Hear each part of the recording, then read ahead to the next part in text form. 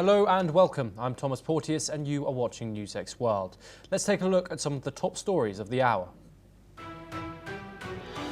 China's Xi Jinping and US President Donald Trump hold a planned phone call to discuss trade tensions and the future of TikTok. State media in Beijing confirms the two leaders are speaking today.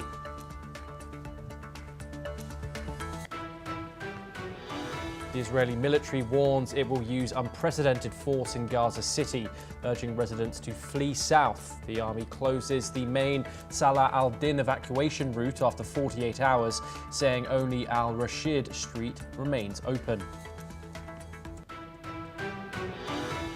UK Prime Minister Keir Starmer praises Qatar for securing the release of British couple Peter and Barbie Reynolds, detained by the Taliban since February of this year. He says the long-awaited news brings huge relief to their family. According to Russian state media, Russia's Foreign Minister Sergei Lavrov will be meeting US Secretary of State Marco Rubio at the United Nations next week. The reports also state that a bilateral meeting is being planned between both the two leaders. The European Union unveils a new sanctions package, with Foreign Policy Chief Kaja Kallas saying Russian LNG imports will be phased out by January of 2027.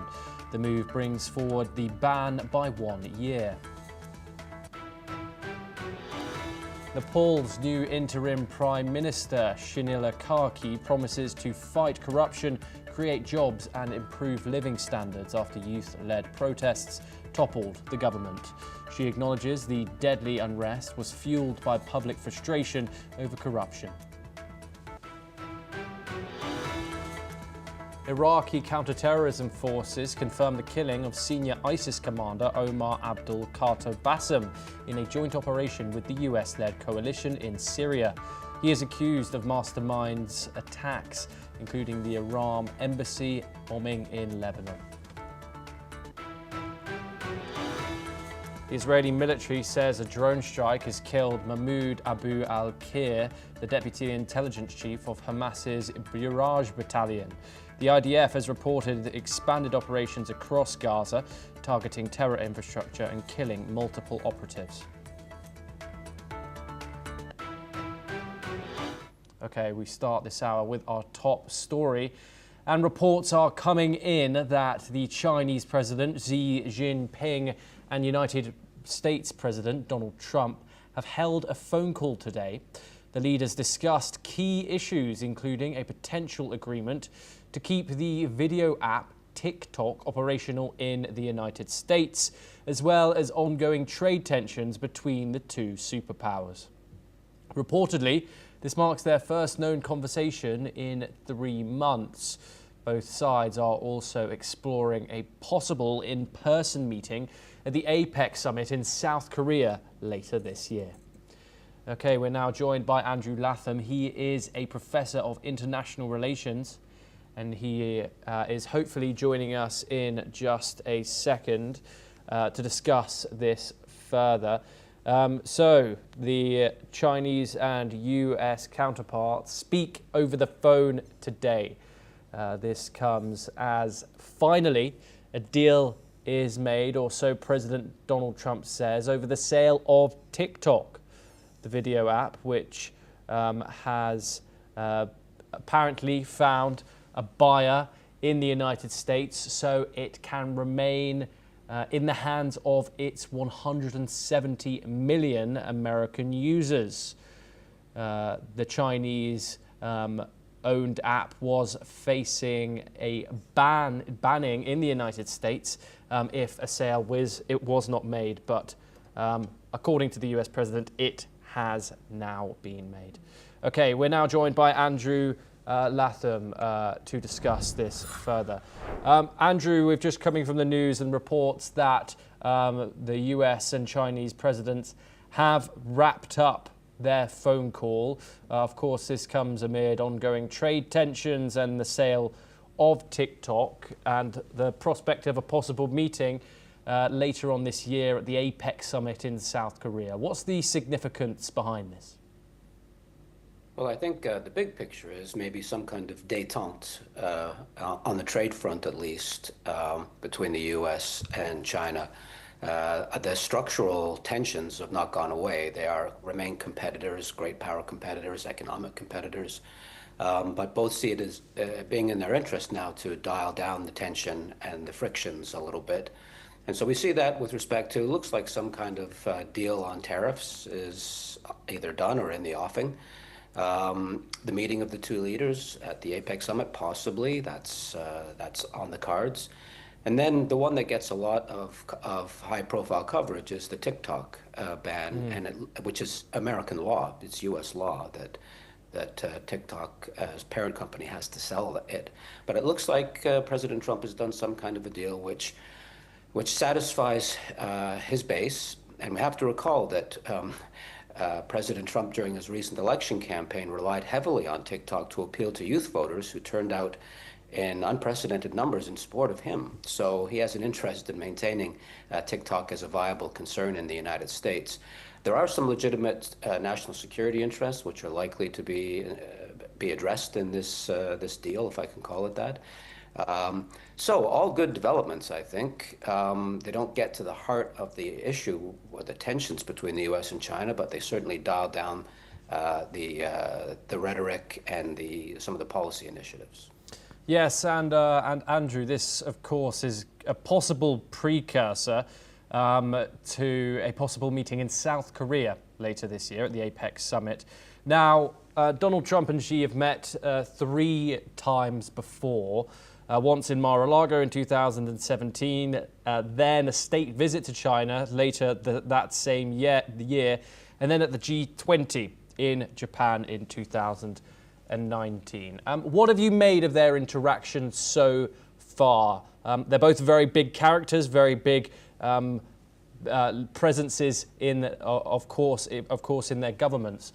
What are your thoughts on their relationship and what we can expect from that meeting with the two leaders interacting?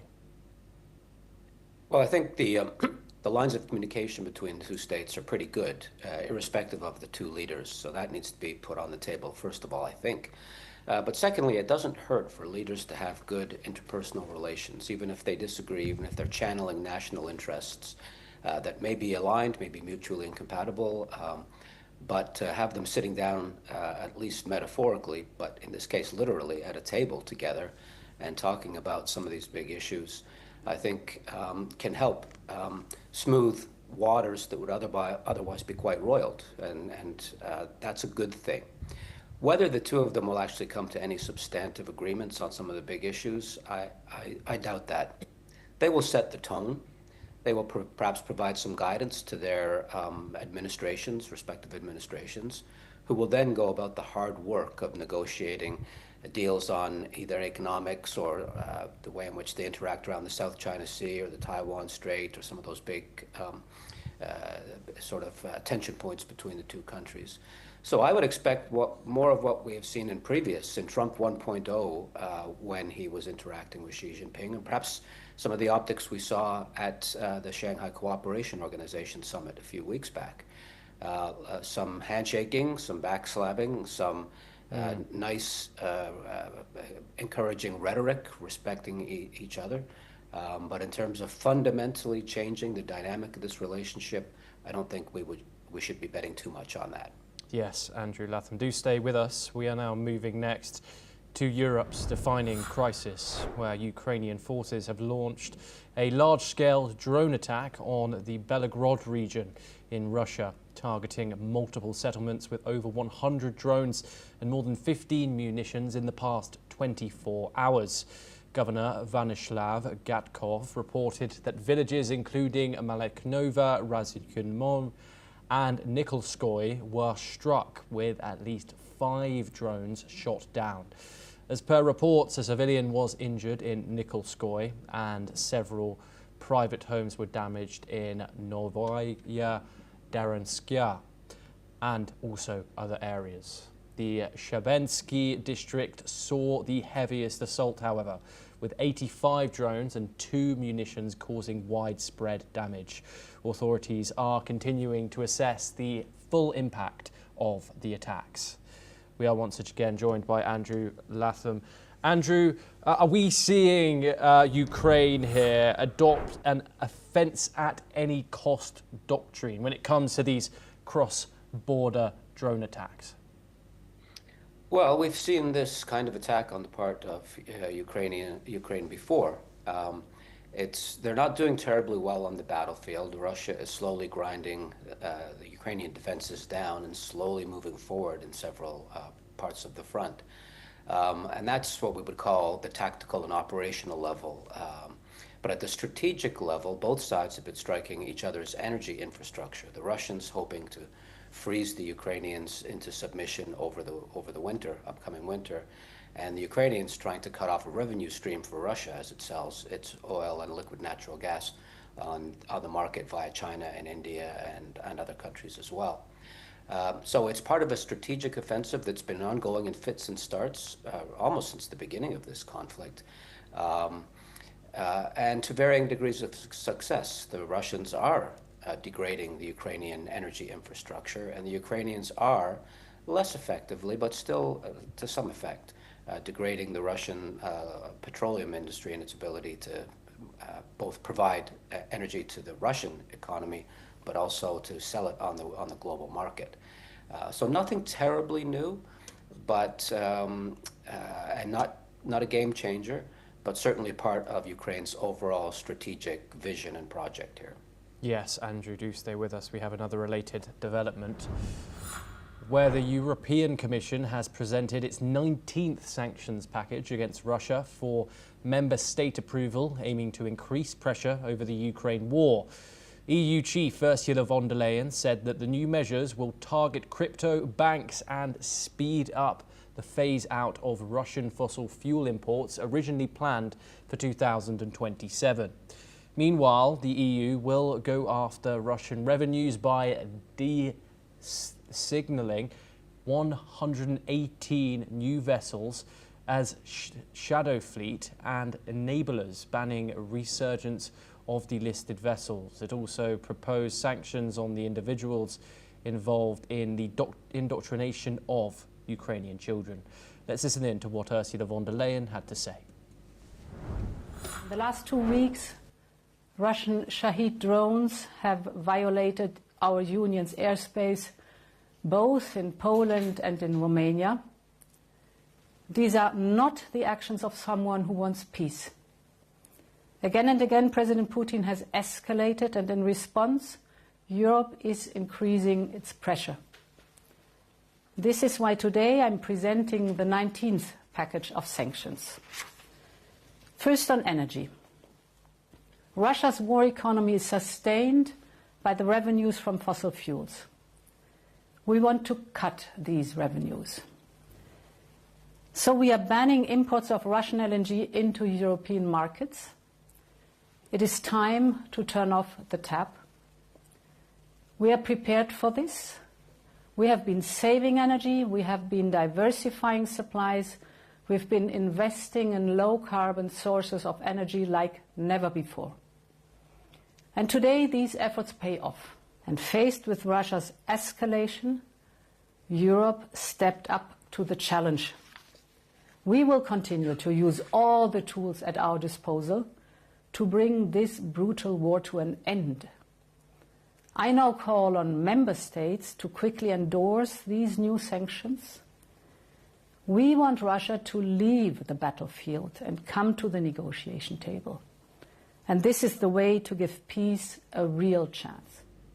We are once again joined by Andrew Latham. Andrew, of course, this is the 19th package of sanctions from the EU. Why does this make a difference to Russia compared to the previous 18? Well, the short answer is it won't. The previous 18 didn't have much impact. There's no reason to believe the 19th will. She used the word endorse. The member states must endorse. And in fact, they must unanimously approve. Ursula von der Leyen doesn't get to make policy like that. That has to be approved by all the member states, and that's an open question. Some of them are more dependent on Russian fossil fuels than others. And so it's by no means a given that the sanctions package will be put in place. And even if it does, there are workarounds that the Russians have figured out, including selling via the back door to various European Union member states. And then, of course, what wasn't mentioned by Ursula von der Leyen is that this 19th package explicitly references China and India and putting pressure on them to cease purchasing Russian oil. Now that puts, in the Indian context, that puts them in, there's some tension there between the EU-India free trade agreement dynamic and then this sanctions piece, which if India's reaction to America's efforts to cut off the purchase of Russian oil are any indication, it's not going to go down terribly well. So in recent months, Ursula von der Leyen has said a number of things. I think she's in some ways trying to position herself as the leader on some of these issues. But the facts of the matter are on the ground and under the ground, as it were, are that these sanctions aren't working. They're probably not going to be intensified. And it's more about posturing and preening morally than it is about having any impact on or beyond the battlefield. Yes, Andrew Latham, thank you very much for your insight on those issues. Always a pleasure to talk to you here on the programme.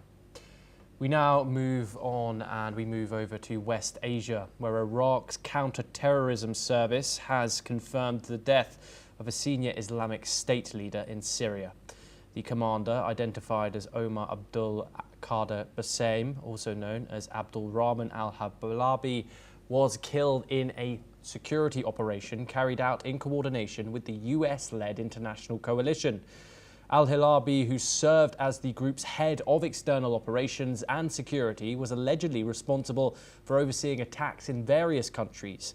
He also planned several other operations in Europe and the US, most of which were thwarted through intelligence efforts.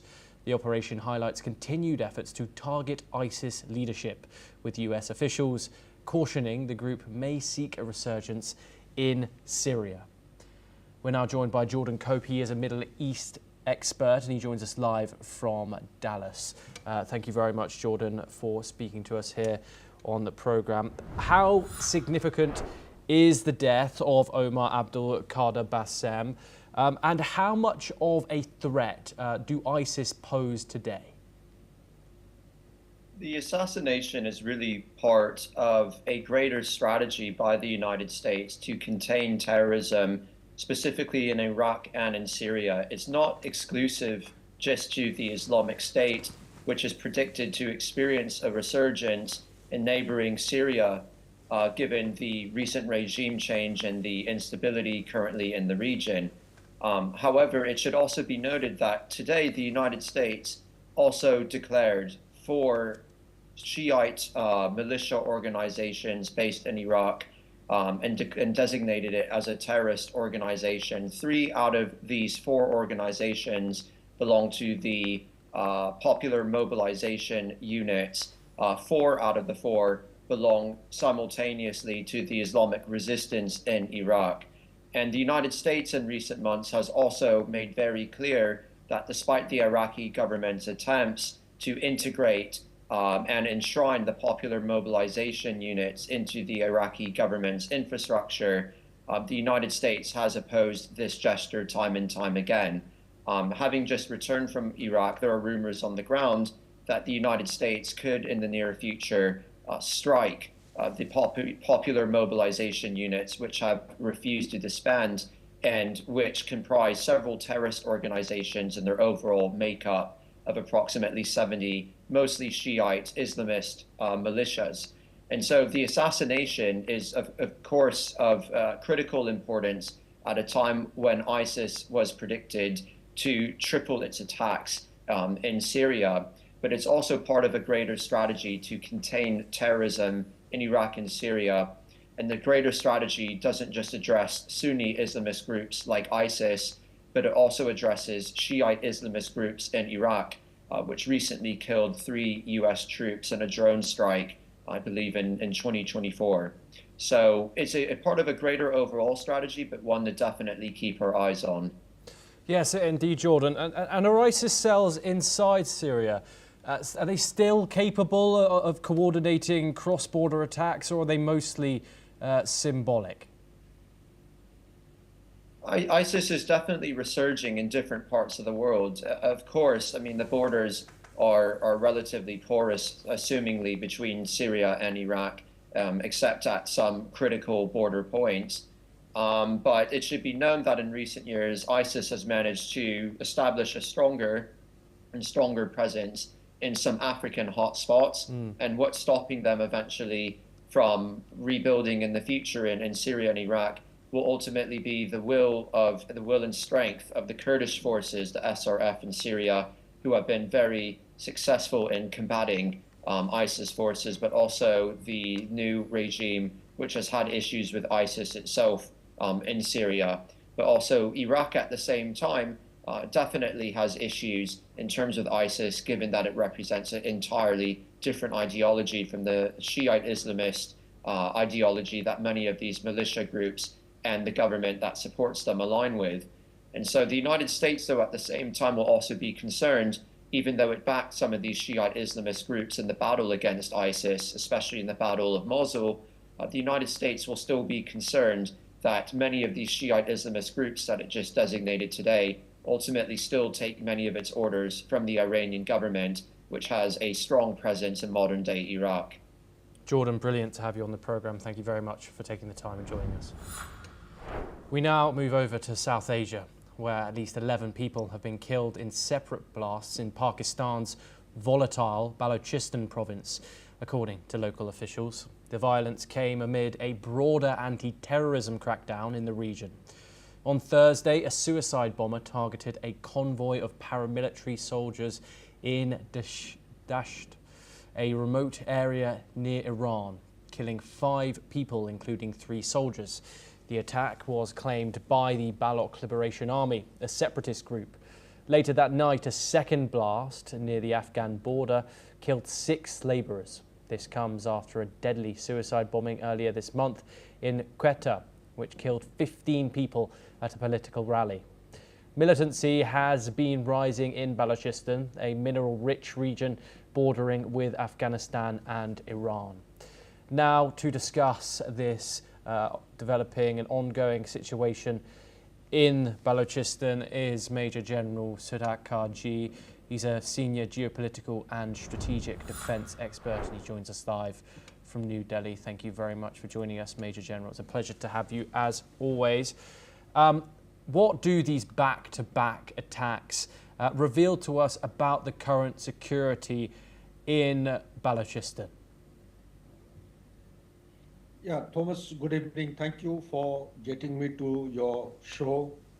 As regards the question goes, my take on the whole issue is that the insurgency or the militancy in Balochistan picked up momentum post-2018, I would say.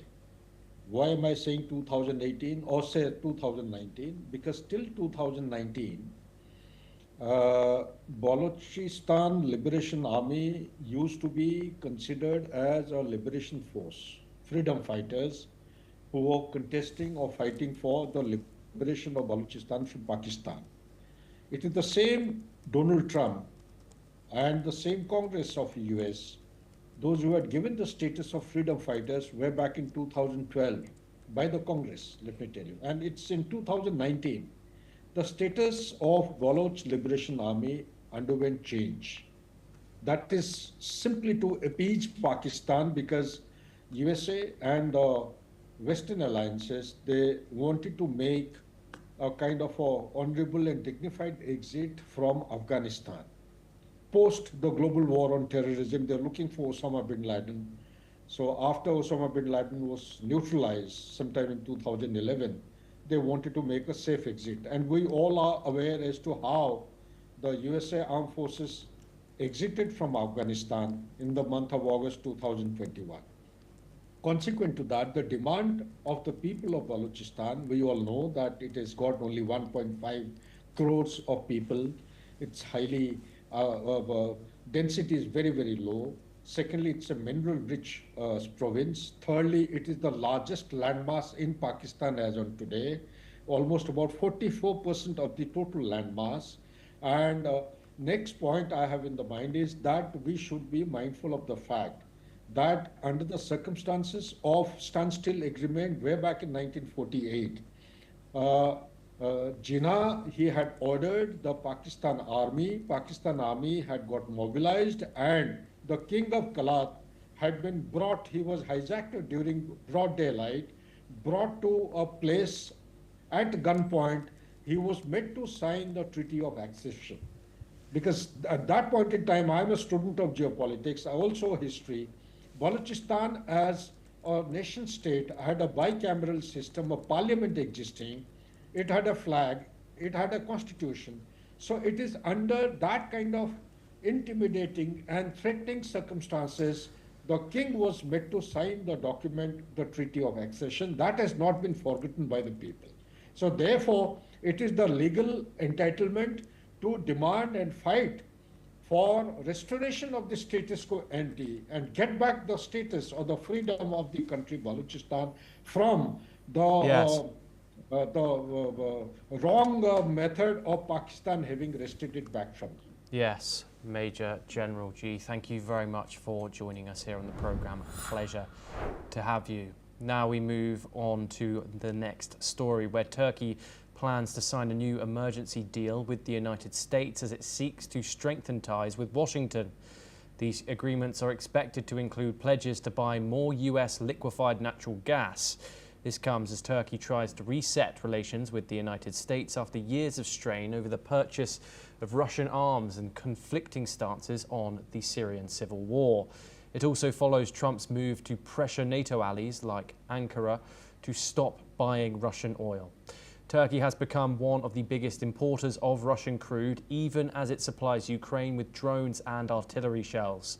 Erdogan has refrained from sanctioning Russia and tried to broker a peace between Russia and Ukraine. Well, that is all that we have time for, but we will continue to bring you more news updates from around the world.